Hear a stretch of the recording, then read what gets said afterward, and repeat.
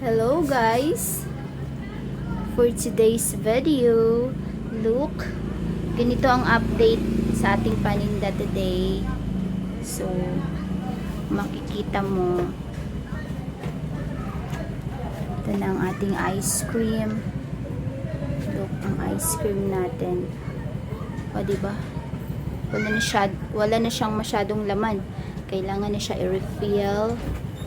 Diba? Sa tingin nyo. Ito na.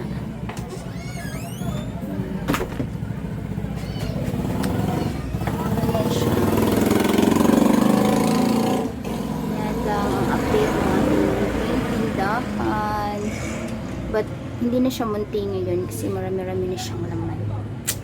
Yan lang guys. Tsaka, makikita na dito ang ating mga wine. O diba? Wala na siya halos laman.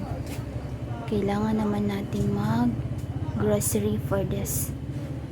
O, yan lang. Yan lang mga Mars. Happy selling!